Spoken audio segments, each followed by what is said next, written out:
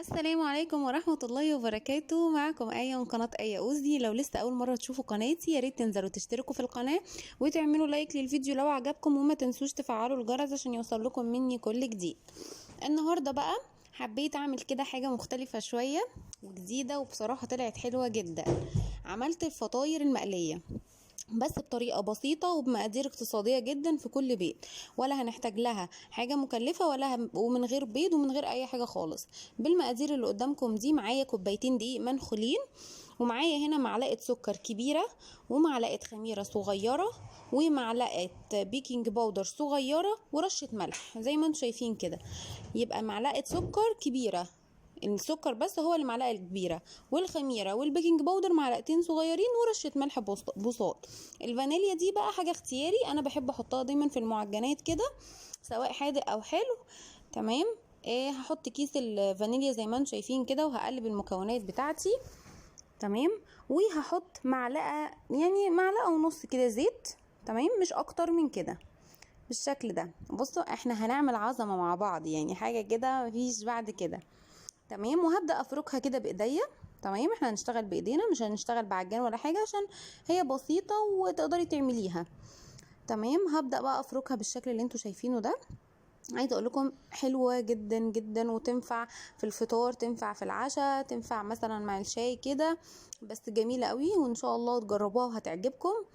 زي ما انتوا بقى شايفين كده، انا بفرك الدقيق مع الزيت اللي انا نزلته، ودفيت ميه. تمام، ميه دافيه مش سخنه ولا بارده. وطبعا الميه دي على حسب العجين بتاعك، وببدا اعجنها بالشكل اللي انتوا شايفينه ده لحد ما العجينه تلم معايا. هي تقريبا تقدروا تقولوا خدت مني كوبايه الا ربع ميه، او يعني من نص كوبايه لكوبايه الا ربع كده. تمام، يعني ما خدتش الكوبايه طبعا كلها. وابتديت ان انا الم بقى العجينه بتاعتي زي ما انتم شايفين كده. وبعد كده جيت بقى رشيت دقيق كده على الرخامه بتاعتي عشان اعرف اتحكم في العجينه بتاعتي والمها كويس، لان اهم حاجه في اي معجنات يا جماعه هي العجن بتاعها. يعني العجن ده اهم حاجه. بصوا بقى زي ما انتم شايفين كده بالشكل ده، عماله بقى يعني بتخانق مع العجينه. بس زي ما انتم شايفين بالشكل ده كده اسهل لك كتير من ان انت تبقي في الطبق ايديكي مش هتبقي متحكمه فيها كويس. وببرمها كده وادوس عليها تاني عشان الين العجينه في ايدي ما تبقاش ناشفه زي ما انتم شايفين كده. بصوا تاني انا بوريكم ان هي لسه محتاجه كمان شويه. انا خلاص كده بصوا بقى بعد ما عجنتها كويس خدت مني حوالي 10 دقايق كده، او يعني 7 دقايق بالظبط كده. تمام، عجن كويس كده. خلاص هسيبها تختمر. طبعا احنا الجو صيف، سبتها تختمر نص ساعه لان هي مش كميه كبيره فمش هتاخد وقت مني، والجو صيف فهو نص ساعه حلوه قوي ليها. هبدا بقى ارش كده دقيق على الرخامه بتاعتي وانزل بالعجينه. طبعا هي ابتدت تبقى طريه، شوفوا ازاي طريه وهشه. تمام، هاجي بقى اسمى العجينه بتاعتي نصين عشان ابدا اشتغل عليها. هي حاجه سهله ومش هتاخد منك وقت، تقدري تعمليها بسرعه جدا. بصوا شايفين العجينه بتاعتي عامله ازاي. ابدا بقى افرد كده، احط الدقيق بتاعي عشان العجينه ما تلزقش مني على الرخامه، واجيب النشابه بتاعتي وابدا افرد العجينه بتاعتي على حركه دائريه. يعني خليها مدوره. تمام، او زي ما تحبي الشكل ده انت براحتك. بس انا يعني حبينا ان احنا ممكن تعمليها مدوره لو عندك قطعات. عندك مثلا قطعات على شكل فراشه، على شكل ورده، وممكن بصي الاشكال دي بتاعتك انت براحتك خالص. تمام، لو عندك اولادك هيبقى افضل لو عندك قطعات ليها شكل مختلف، ده هيفرق اكتر وهيبقى شكلها لذيذ بالنسبه للاولاد. انا بفردها كده، انا هوريها لكم لطريقتين. الطريقه ان انا عامله العجينه رقيقه زي ما انتم شايفين، وطريقه تانية ان انا عامله العجينه سميكه شويه. بصوا، وبجيب بقى خلاص كده انا فردتها وتمام جدا. بجيب القطاعه بتاعتي او بالسكينه، لو ما عندكيش قطاعه مفيش مشكله، وبقسمها زي البيتزا بالظبط، زي ما كانك بتقطعي بيتزا، وبقطعها مثلثات كده زي ما انتم شايفين. تمام كده. كده جهزت عندي الفطيره بتاعتي. الجزء الاولاني بجيب صينيه وبفرش عليها دقيق زي ما انتم شايفين، وبفرد عليها العجينه عشان هسيبها ترتاح كمان نص ساعه. يبقى كده المدة الخميرة كلها ساعة واحدة، نص اول ما بخلص عجن ونص بعد ما بخلص عجن وتقطيع. بالشكل ده كده. ده بقى النص التاني بتاع العجينة. انا حبيت اوريكم لو عايزين تعملوها سميكة مش عايزينها رقيقة. في ناس بتحب تحس ان الفطيرة كده بنت ناس ومحترمة. تمام، فبصوا انا وريتها لكم كده من الجنب اهي. ماشي، براحتكم، هديها تطلع منفوخه وديها تطلع منفوخه. بس الفرق ان التخينه دي السميكه يعني هتلاقيها ايه، يعني تخينه شويه كده من جوه، لكن الرفيعه بتطلع ايه، هشه كده ومورقه من جوه وتحسيها فاضيه.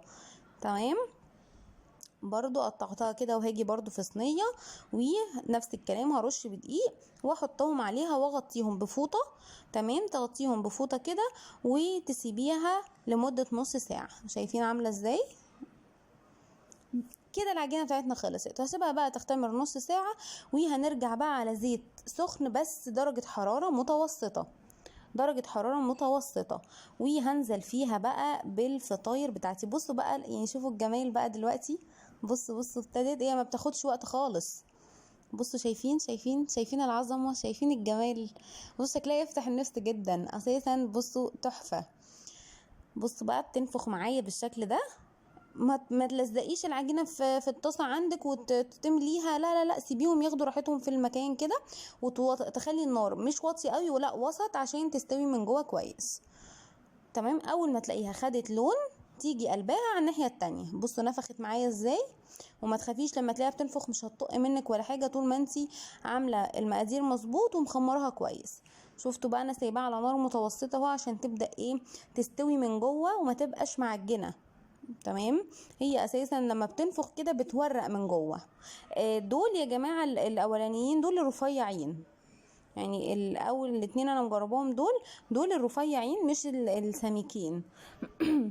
عفوا. هتلاقيهم من جوه بقى فاضيين، يعني عارفين انتوا حاجه كده بتاكلي حاجه كده خفيفه. ده الفرق ما بين انك تعملي عجينه سميكه وتعمليها رقيقه. شايفين اللون عامل ازاي؟ ده كمان ده اصبروا لما بتطلع من الزيت، ده اللون ده عشان هي في الزيت.